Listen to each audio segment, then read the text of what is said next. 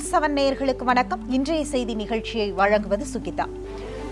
அல்சசிரா தொலைக்காட்சியில் தொடர்ந்து தெற்கு டெல்லி, நொய்டா போன்ற பகுதிகளில் அதிகமாக கருப்பினத்தவர் ஆஸ்திரேலியா மட்டுமல்லாது ஆப்பிரிக்காவிலிருந்து வந்திருக்கக்கூடிய கருப்பினத்தவர்கள் அதிக அளவில் தாக்கப்பட்டிருக்கிறார்கள் என்பது குறித்து மிகப்பெரிய அளவில் ஒரு சர்ச்சைக்குள்ளாக்கப்பட்டதும் அங்கு போராட்டங்கள் நடைபெற்றதும் அதைத் தொடர்ந்து ஒரு விவாதம் நடைபெறுகிறது. அந்த விவாதத்தில் பாஜகவுடைய முன்னாள் நாடாளுமன்ற உறுப்பினர் தருண் விஜய் அவர்கள் பங்கேற்கிறார்கள். தருண் விஜய் அதில் கூறிய கருத்துக்கள் இன்றைக்கு மிகப்பெரிய சர்ச்சையை ஏற்படுத்தி இருக்கிறது.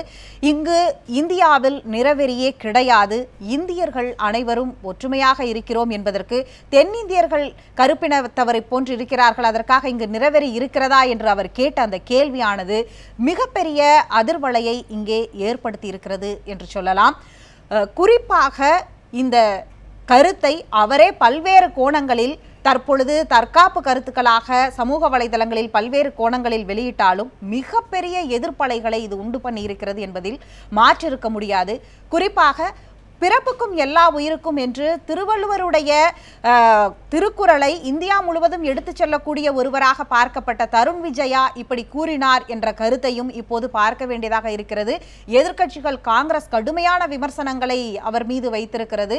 தமிழகத்திலிருந்தும் திராவிட முன்னேற்ற கழகத்தில் ஆரம்பித்து சமூக வலைதளங்களில் பல்வேறு கருத்துக்கள் இது குறித்து கடுமையாக வைக்கப்பட்டிருக்கிறது என்பது மிக முக்கியமாக பார்க்கப்படுகிறது. இது குறித்து இன்றைக்கு நம்முடன் விவாதத்தில் பங்கேற்பதற்காக சிபிஐ லெனின் நம்முடன் இருக்கிறார். வரவேற்று நிகழ்ச்சியை தொடங்கலாம். வணக்கம். வணக்கம்.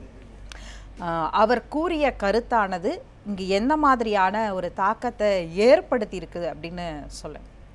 நிச்சயமா தருண் விஜயை பொறுத்தவரை திருவள்ளுவருக்கு சிலை வைக்க வடக்கே சிலை வைப்பதற்கு இங்கே ஒரு முயற்சி எடுத்த போது நம்முடைய தமிழ் புலவர்களே பல பேர் பெரிய அளவுக்கு அதை பாராட்டி மகிழ்ந்தார்கள். ஆனால் அந்த சிலை என்ன ஆனது, கங்கை கரையில் இன்னும் எங்கே போடப்பட்டிருக்குங்கிறதெல்லாம் ஒன்று. ஆனால் அடிப்படையில் அவர்களுக்கு ஒரு நோக்கம் இருக்கிறது. எப்படியாவது தமிழ்நாட்டினுடைய அதனுடைய பாரம்பரிய தொடர்ச்சியில் எங்கேயாவது ஒரு இடத்தில் நாம் பொருந்தி போய் அதை நாம் எடுத்து நம்ம அதற்கு பொருத்தமான அரசியலை கொண்டு வந்து விட முடியுமா, இந்துத்துவ அரசியலை அங்கே கொண்டு வர முடியுமா என்கிற சிந்தனையில் தான் இந்த விஷயங்கள்லாம் அவங்க மேற்கொள்கிறார்கள் என்கிற சந்தேகத்தை இடதுசாரிகளும் அதே போல் திராவிட இயக்கத்தை சார்ந்த கருத்தியலாளர்களும் தொடர்ந்து வலியுறுத்திக்கிட்டு வராங்க. இப்போ குறிப்பாக தருண் விஜய் இப்போ ஒரு கருப்பின பெண் தாக்கப்பட்டிருக்கிறாங்க, 2 மாணவர்கள் தாக்கப்பட்டிருக்காங்க. இது குறித்து வர்றபோது இது சர்வதேச அளவில் வருது பிரச்சனை. ஏன்னா ஒரு ரேசியல் டிஸ்கிரிமினேஷன் என்பது சர்வதேச நியதிக்கு எதிரான ஒன்றாக பார்க்கப்படுகிறது. அப்போ ஒரு நிற பாகுபாடு என்கிற கொஸ்டின் அவங்க வச்ச உடனே இவங்க நாங்கள் அப்படி இல்லை என்று சொல்ல வருகிறார்கள். தப்பு இல்லை, சொல்லலாம். ஆனால் சொல்கிற விதம்னு ஒன்று இருக்குது. நாங்கள் எப்படி தவறில்லை என்றால், நீங்கள் கருப்பினருங்கிறதுனால நாங்கள் தாக்கலை, இதே கருப்பினர் தென்னிந்தியர்களோடு நாங்கள் கூட்டு குடும்பம் நடத்தலையா, வாழலையா, எங்களுடைய தேசிய வாழ்க்கையை அதோடு இணைந்து நடத்தலையா என்று சொல்வதன் மூலம் தாங்கள் வெள்ளையர்கள் என்கிற ஒரு ஆதிக்க மனநிலையிலிருந்து தான் வருது. அப்போ இது இன்று நேச்சரில் இதுக்கு ஒரு தொடர்ச்சி இருக்குது. நீங்கள் கரபாத்திரின்னு ஒரு சுவாமியார், அவர் மார்க்சியமும் ராமராஜ்யமும் ஒரு புத்தகம் எழுதியிருக்காரு 80 ஆண்டுகளுக்கு முன்பு. அதுக்கு ராகுல சாங்கர்த்தியான் பதிலும் எழுதியிருக்காரு, ராமராஜ்யம் மார்க்சியம்னு. அந்த புத்தகத்தில் ஒரு இடத்துல வேதங்கள்லேருந்து வர்ற கருத்துக்கள் குறித்து கரபாத்திரியார் சொல்கிறது என்னென்னா, பெண்கள் கீரை சாப்பிடக்கூடாது, மாட்டிறைச்சியை சாப்பிடலாம் நல்ல ஆண்மகனை பெற்றுக்கொள்ள, ஆனால் ஒரு கீரையை சாப்பிடக்கூடாது. ஏன் கீரை சாப்பிடக்கூடாதுன்னா, கீரை சாப்பிட்டா ஒரு குழந்தை கருப்பாக பிறந்து விடும் என்று அவர் அதை சுட்டி காட்டுறார். அப்போ இந்த மாதிரியான விஷயங்கள் வருகிற போது இது ஒரு தொடர்ச்சி. அதே மாதிரி நீங்கள் இந்த ஆரிய திராவிட யுத்தம்னு வர்றபோது ஆரியர்கள் வெண்மை நிறம், திராவிடர்கள் கருப்புங்கிற அடையாளத்தை தான் முன்வைக்கிறாங்க. அப்போ இந்த மாதிரியான விஷயங்கள் வர்றபோது நீங்கள் ஏன் இவ்வளோ போகிறீங்க? நம்ம யூஜிசியுடைய சேர்மன் ராவ் தெரியும், சுதர்சன ராவ், அவர் ஒரு 30 வருஷத்துக்கு முன்னாடி ஒரு புத்தகம் எழுதினார். இன்றைக்கி அறிவு யுகம் அது சம்மந்தமாக நீங்கள் பார்க்கணும்னு நான் கேட்குறேன். ஆசிரியர்களும் பேராசிரியர் பெருமக்களும் அதை பார்க்கணும். 30 ஆண்டுகளுக்கு முன்பு அவர் எழுதிய புத்தகத்தில் மனிதர்களுடைய நிறம் எப்படி வந்துச்சு, அப்போ பிரம்மா ஒரு பெரிய எண்ணெய் சட்டியை வச்சுருந்தாராம். அதை எண்ணெயை ஊற்றி ஒவ்வொரு பிண்டமாக எடுத்து வறுத்தாராம். முதல்ல வேகலையாம், சரியாக வேகாதது வெள்ளையாகிடுச்சான், அதான் வெள்ளைக்காரர்களாம். கொஞ்சம் தான் அனுச்சான், பழுப்பாக அனுச்சான், அது ஒன்றா. கடைசியாக கவனிக்காமல் விட்டாராம், அந்த கருத்து போச்சான். அப்போ மனித நிற வேறுபாடு பிரம்மா ஒரு எண்ணெய் சட்டியில் போட்டு வறுத்து எடுத்ததன் மூலம் வந்தது தான், அந்த பிண்டங்களை போட்டு வறுத்து எடுத்ததன் மூலம் வந்தது தான் என்று சொன்ன ஒரு கருத்துக்கு சொந்தக்காரர் தான் இன்றைக்கி யூஜிசியோடைய தலைவராக இருக்கார். கண்டிப்பா இப்படியான வரலாறுகள் நீங்க சொன்ன நிறைய இது மாதிரி இருக்கு. ஆனால் தருண் விஜய் வந்து இப்போயும் வந்து பார்த்தீர்கள் என்றால் அவர் வந்து Indian African parliament friendship relations group அப்படிங்கிறதுக்கு தலைவராக இருக்கிறார், பிரசிடெண்டாக இருக்கிறார். அந்த அடிப்படையில் தான் அல் ஜசீராவும் அவரை அணுகி அந்த பேட்டியிலேயே வந்து அவர்கள் வந்து எடுக்கிறார்கள், அந்த விவாதத்தில் அவரை கலந்துக்க வச்சுக்கிறாங்க. அப்போ அவர் இன்னும் கூடுதலாக இரு நாட்டுடைய பார்வையிலிருந்து இந்த பதிலை வந்து அவர் சொல்ல வேண்டிய இடத்துல இருக்கிறார். அப்போ இந்த மாதிரி இது வந்து ஒரு பக்கம் வந்து வெளிநாட்டிலிருந்து வரக்கூடிய கருப்பினத்தவர்களுக்கு இந்தியா என்ன மாதிரியான பாதுகாப்பை கொடுக்குது, இன்னும் சொல்ல போனால் அங்கு வாடகைக்கு அவர்களுக்கு தெற்கு டெல்லியில் வீடே கிடைப்பதில்லை என்ற குற்றச்சாட்டுகளும் கடந்த வாரங்களில் அவர்கள் தொடர் போராட்டங்களும் நடத்தி இருக்கிறார்கள். 10 ஆண்டுகளாக தெற்கு டெல்லியில் இருந்த ஒருவர் இப்பொழுது காங்கோவை சேர்ந்த ஒருவர் கொலை செய்யப்பட்டிருக்கிறார். இப்படியான பல அவங்க யாரெல்லாம் என்னென்ன மாதிரி பாதிக்கிறாங்கிறத அவங்க எடுத்து வைக்கிறாங்க. அப்படி இருக்கும்போது இந்த மாதிரி இங்க இந்தியாவிலேயே நாங்க இப்படிதான் பாக்குறோங்கிற ஒரு பார்வை, சர்வதேச பார்வை, அங்கிருந்து வர்ற கருப்பினத்தவரை நீங்க எப்படி பார்க்குறீங்கிறத விட இந்தியாக்குள்ளேயே இந்த கலர் இருக்கு அப்படிங்கிறத இதை வந்து அவரை வந்து என்ன சொல்றதுன்னா இதை அவர் வந்து அங்கீகரிக்கிற மாதிரியான ஒரு பதிலா எடுத்துக்க முடியுமா? இதை எப்படி பார்க்கிறது? நிச்சயமா, அதாவது இது மனதுக்குள்ள என்கிட்ட என்ன இருக்கோ அதுதான் வெளியில வரும். நாக்கு என்பது மூளை உத்தரவிடுவதை தான் சொல்லும். இப்போ அவர் வந்து இப்போ மன்னிப்பு கேட்டிருக்காரு, அதனால மன்னிச்சுடலாம் அப்படின்னு நம்ம முடிவுக்கு வந்துட முடியாது. என்ன காரணம்னா இது அவங்களுடைய தொடர்ச்சியான போக்குகள். நாடாளுமன்றத்திற்குள்ளேயே திருமதி கனிமொழி அவர்களை கருப்புன்னு சொல்லி ஒரு பெரிய சர்ச்சை வந்ததா இல்லையா? அப்ப இது இல்ல அவரை குறிப்பிட்டு சொல்லல, சரத் யாதவ் வந்து காப்பீடு மசோதா சம்பந்தமான ஒரு வாக்கெடுப்பின் போது வந்து தென்னிந்தியாவில் இருக்கக்கூடிய பெண்கள்லாம் கருப்பா தான் இருக்காங்க, ஆனால் நளினமா இருக்கலையா அப்படிங்கிற ஒரு அழக சொன்னா கூட கருப்பா தான் இருக்காங்க அப்படிங்கிற துணி இருக்கு. அதை கடுமையா ஆட்சேபித்தது அப்போது கனிமொழி ஆட்சேபித்தாங்க. அது சரியானது. ஏன்னா இது எந்த மனநிலையிலிருந்து வருது? நீங்க ஒரு உதாரணத்துக்கு சொல்லலாம். இப்ப பசு கௌ ரக்ஷாஸ் எல்லா இடங்கள்லையும் கொடூரமான தாக்குதல் நடத்திட்டு இருக்காங்க. இப்போ இந்த ஊபி தேர்தலுக்கு பிறகு பார்த்தீங்கன்னா வெறுப்பு அரசியல் கட்டமைக்கப்பட்டிருக்கு, கடுமையான தாக்குதலுக்கு உள்ளாகிறாங்க. அப்போ பசுமாட்டு பாதுகாப்புன்னு சொல்கிற யாருமே பசுமாட்டுக்கு ஒரு புல்லை கூட அறுத்து போட்ட ஆட்கள் கிடையாது. ஆனால் அவங்க ஒரு போலியான ஒரு விஷயத்தை முன்வைக்கிறாங்க. காஞ்சா இலையா போன்ற ஆக்டிவிஸ்ட்லாம் இன்றைக்கி என்ன சொல்கிறாங்கன்னா, பெரிய அறிஞர் அவர் அடிப்படையிலேயே கேள்வி வைக்கிறார். பசுமாட்டை பாதுகாக்கிற அதுவும் பால் கொடுக்குது, பால் கொடுக்குற எருமை மாட்டின் மீது உனக்கு ஏன் இது வரல, பார்வை வரல? ஏன்னா அது கருப்பு நிறம். அங்கே இந்த வர்ண தர்மம், வர்ணம் என்பதே நிற அடிப்படை தான். எனவே அது வந்து எப்போ வருதுன்னா கலப்பு அதிகமான பிறகு வர்ணத்தை விட்டுட்டு வெறும் ஜாதியில் வந்து நிற்குது. அப்போ வர்ணம் என்பது நிறத்தின் அடிப்படையில் தான் நம்ம இந்தியாவில் வந்து இந்த ஜாதிய பாகுபாடே வந்தது என்பதை மிக ஆழமாக சொல்லி, நீங்கள் அதனால தான் கருப்பு கலரில் இருக்கிற எரும மாட்டை பாதுகாப்பதற்கு தயாராக இல்லை. ஆனால் அதுக்கு என்ன இவங்க வச்சாங்க, நாங்கள் காராம்பசுவையெல்லாம் பாராட்டுறோம், அதுவும் கருப்பு கலர் தானே.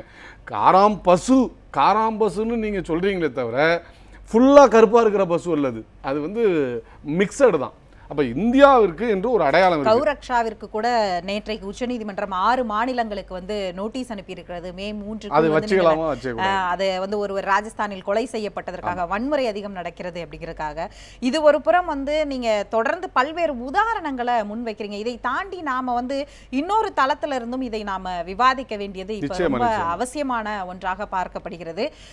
நாம வந்து ஒவ்வொரு கட்சி தலைவர்கள் பேசும்போது பயன்படுத்தக்கூடிய வார்த்தை அந்த அடிப்படையில் இதோடைய விவாதம் முன்னெடுக்க வேண்டியதா இருக்கு. இன்னொரு பக்கம் கருப்பு அப்படிங்கிறது இங்க தொடர்ந்து வந்து எப்படியான ஒரு பார்வையை கொடுக்குது அப்படிங்கிறது ரொம்ப முக்கியமா. அது நிறம் குறித்த நம்மளுடைய அரசியலும் புரிதலும் இன்னைக்கு என்னவா இருக்கு, அது எப்படி வந்து இங்க வந்து பார்க்கப்படுது, எப்படி வந்து அது வெளிக்கொணரப்படுது அப்படிங்கிறது ஒரு முக்கியமான கேள்வி இல்லையா? நிச்சயமா நிச்சயமா. அது பொதுவா இந்த நாம பேசலாம் தொடர்ந்து. தற்பொழுது மத்திய இணை அமைச்சர் பொன் ராதாகிருஷ்ணன் அவர்கள் இது குறித்து என்ன சொல்கிறார் என்று கேட்கலாம். நம்மோடு தொடர்பில் இணைந்திருக்கிறார். வணக்கம் சார். நேற்றைக்கு தருண் விஜய் அவர்களுடைய அந்த கருத்தை நீங்கள் எப்படி பார்க்கிறீர்கள்? வணக்கங்க. முதல் விஷயத்து தருண் விஜய் அவர்கள் தமிழர்பால் அதிக அன்பு கொண்ட ஒரு வட மாநிலத்தை சேர்ந்தவர். இந்த அளவுக்கு இதுக்கு முன்னாடி எந்த ஒரு வட மாநிலத்தை சேர்ந்தவரும் இந்த அளவுக்கு ஒரு அன்பு செலுத்தினது கிடையாது. தமிழை உலகம் முழுக்க பரவ செய்ய வேண்டும். குறிப்பாக திருவள்ளுவரை நாடு முழுக்க எடுத்து சென்ற பெருமை தருண் விஜய் அவர்களுக்கு சேரும். கடல் கடந்தும் போய் திருவள்ளுவருக்கு பெருமை சேர்த்தவர் தருண் விஜய். அவர் பயன்படுத்தி இருக்கக்கூடிய வார்த்தையில வந்து ஒரு தவறு வந்து விட்டால் சொல்லக்கூடிய, நான் சொல்ல நினைத்த வார்த்தை ஒண்ணு, ஆனா அதுல வந்து விழுந்திருக்கக்கூடிய வார்த்தை ஒண்ணு, அதுக்காக நான் மன்னிப்பு கேட்டுக்கிறேன்னு அது முதல்ல சொல்லிட்டார். இன்னொரு விஷயம், கருப்பு அப்படின்னு சொன்னா இந்தியாவினுடைய நிறம் கருப்பு. குஜராத் மாநிலத்துல கருப்பர்கள் நிறைய இருக்காங்க, உத்தரப்பிரதேசத்துல நிறைய இருக்கிறாங்க. நிறையன்னு சொன்னாச்சுன்னா ஒரு 60% கருப்பு தான். மத்திய பிரதேசம் எல்லா இடத்துலயுமே, நம்ம ஜம்மு காஷ்மீரத்தை தவிர்த்து மற்ற எல்லா மாநிலத்தையும் நீங்க பாத்தீங்கன்னா கருப்பருடைய ஆளுமை நிறைந்த மாநிலங்கள் தான் நமக்கு இருந்துகிட்டு இருக்குது. அப்படி இருக்கும்போது அவரு கருப்பை வந்து தென்னிந்தியாவுக்கு ஒப்பிட்டு பேசுறதில்லை.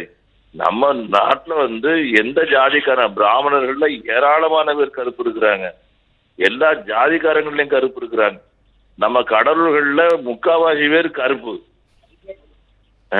நீங்கள் குறிப்பிட்டது எல்லாத்தையும் குறிப்பிட்டார். ஆனால் நீங்கள் குறிப்பிட்ட குஜராத்தையும் உத்தரப்பிரதேசத்திலும் அவர்கள் இருப்பதாக அவர் சொல்லவில்லை. வட இந்தியாவை அவர் கணக்கில் எடுத்துக் கொள்ளவில்லை, தென்னிந்தியர்கள் என்றுதான் அவர் குறிப்பாக குறிப்பிடுகிறார். அவர் சொல்லல, நான் பயன்படுத்திய வார்த்தையில சில தவறுகள் விழுந்து விட்டது. நான் விளக்க நினைச்சது ஒண்ணு, ஆனா தவறுதலா ஒரு சில வார்த்தைகள், எந்த வார்த்தைன்னு அவர் குறிப்பிட்டு சில வார்த்தைகள் தவறாக விழுந்திருக்குது, அதுக்காக மன்னிப்பு கேட்டுக்கிட்டேன். அது சொல்லல, இந்தியா முழுக்க இருக்கக்கூடியது கருப்புக்கு தான் இங்க மரியாதை.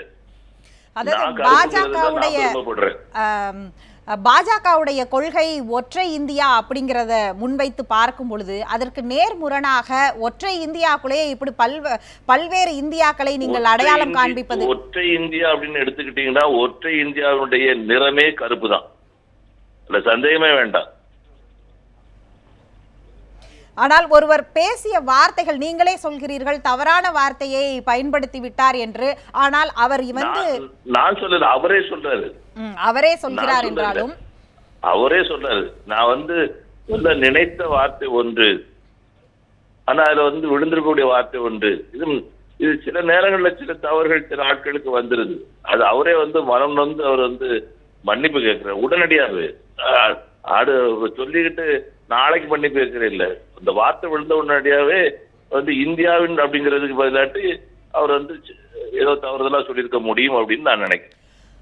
மக்களவை எதிர்க்கட்சி தலைவராக இருக்கட்டும், அதாவது மல்லிகார்ஜுன கார்கே வைத்திருக்கக்கூடிய மிக முக்கியமான ஒரு குற்றச்சாட்டு இது தரப்பில் என்னவென்றால், 20 ஆண்டுகளாக RSS உடைய பத்திரிகையான பஞ்சஜன்யாவில் அவர் என்ன எழுதினாரோ அதைத்தான் இப்போது பேசியிருக்கிறார் அப்படிங்கிற ஒரு குற்றச்சாட்டை வைக்கிறாரு.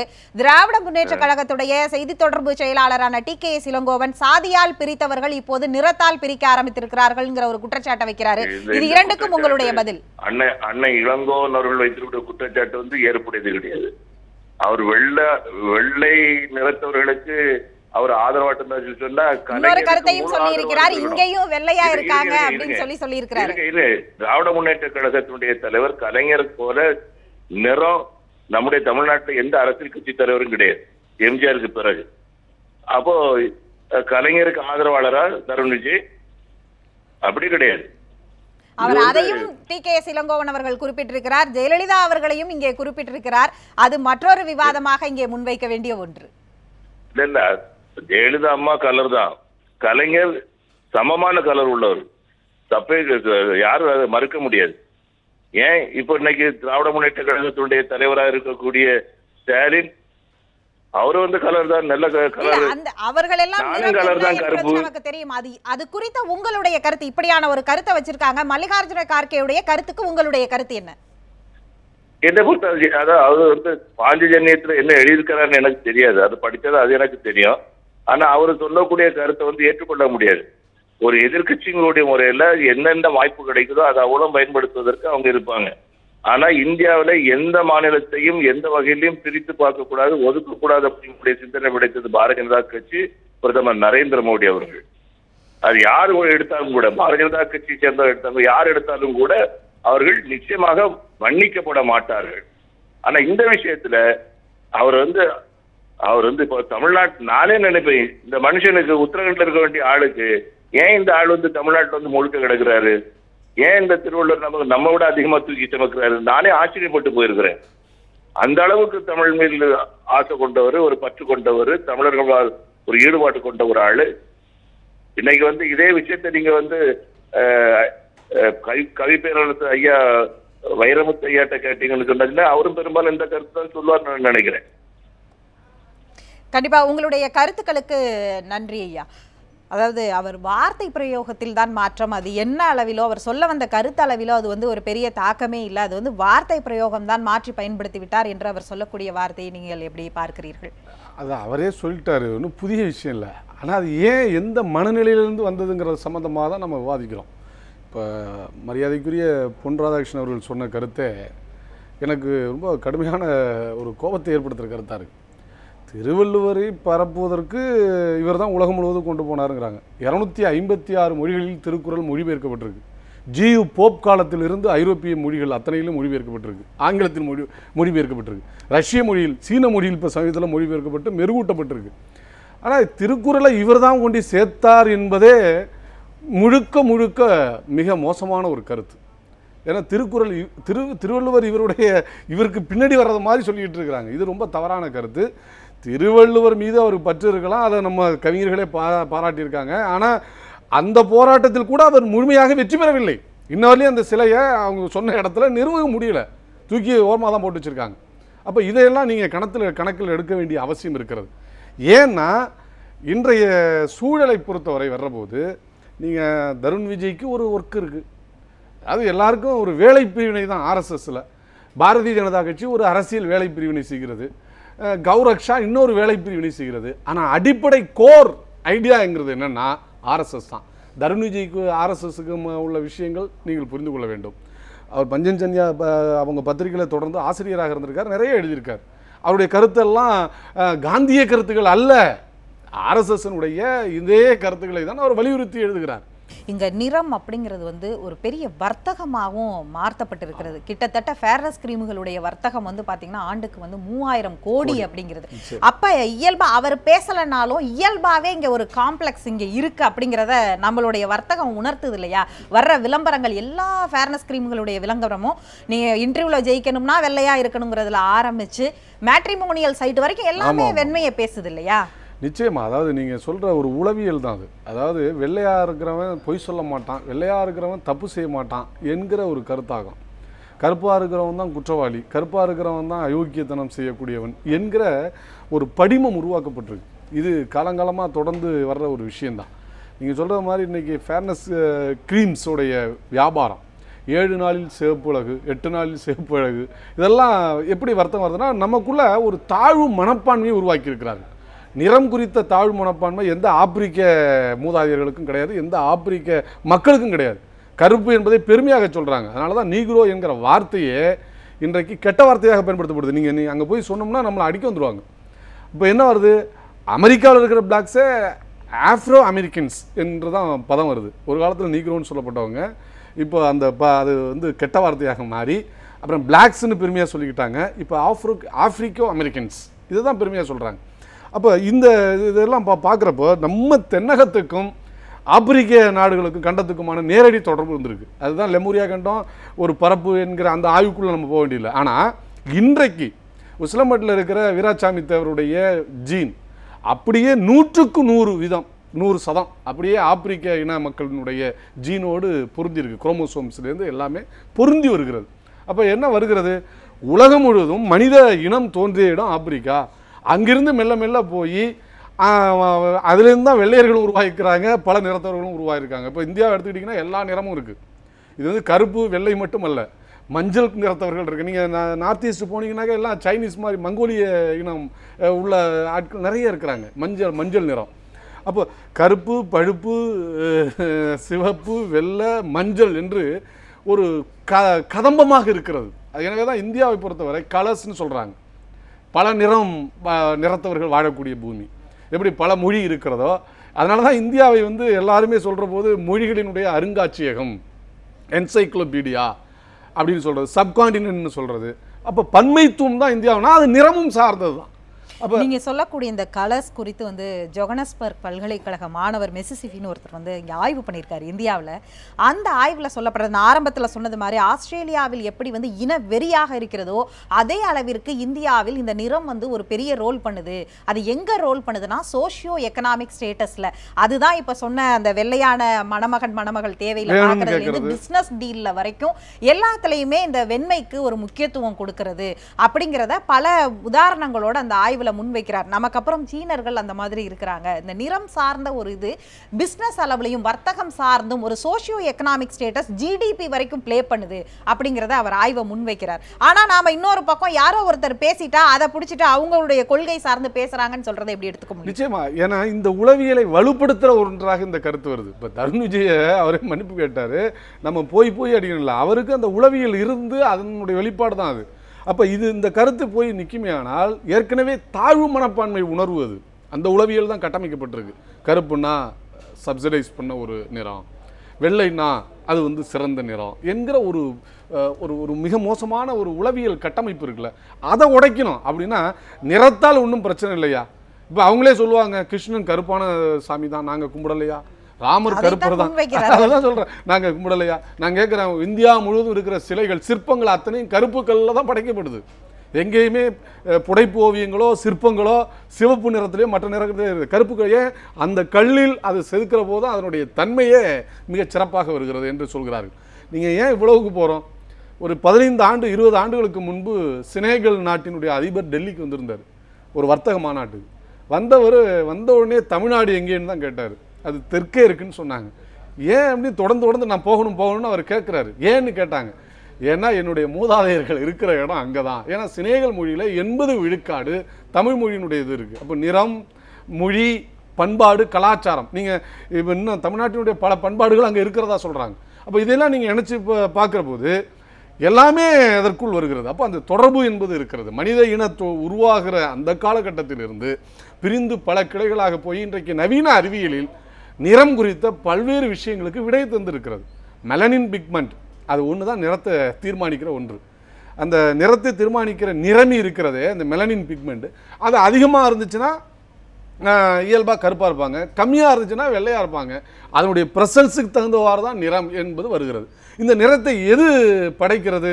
மெலனின் பிக்மெண்ட் பண்ணாலும் சீதோஷ்ண நிலை, இப்போ குளிர் பொருந்திய நாடுகளில் வந்து வெள்ளையாக இருக்காங்க, கருப்பாக இருக்கிற ஆளே நீங்கள் கொண்டு போய் 6 மாதம் விட்டிங்கனாக்கா சூரிய ஒளியில் படாமல் இருந்தாங்கன்னா இதாக இருப்பாங்க. அப்போ இந்த பாகுபாடும் இருக்கிறது. சீதோஷ்ண நிலை அதை ஒட்டி வந்த ஒன்று.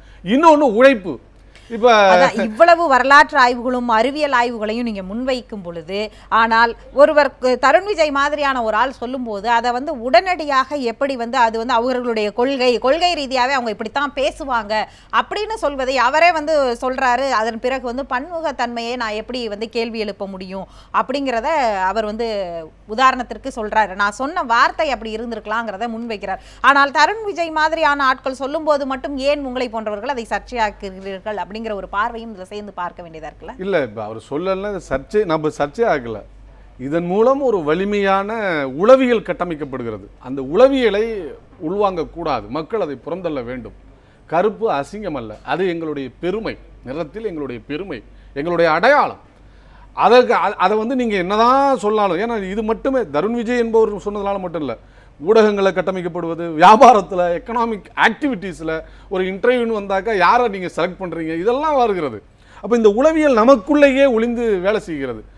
அப்போ இதனுடைய இந்த புற காரணிகள் இதையெல்லாம் மேலும் வலுப்படுத்துகிற ஒன்றாக மாறிவிடக்கூடாது என்கிற அந்த எண்ணத்தில் இருந்து தான் இதை நாங்கள் கண்டிக்கிறோம். காழ்ப்புணர்வு மட்டுமே அல்ல. அப்போ ஏற்கனவே பாகுபாடுகள் நிரம்பிய ஒரு சமூகம், ஆண் பெண் பாகுபாடு இருக்கிறது, ஜெண்டர் பயாஸ். அதுக்கடுத்து ஜாதிய பாகுபாடு இருக்கிறது, அதற்கு வடக்கே தெற்கே என்கிற பாகுபாடு இருக்கிறது. இந்தியா பாகுபாடுகளின் தாயகம், இன்னைக்கும் பாகுபாடோடு தான் இருக்கு. இன்னொன்று பன்மைத்துவமும் இருக்கிறது.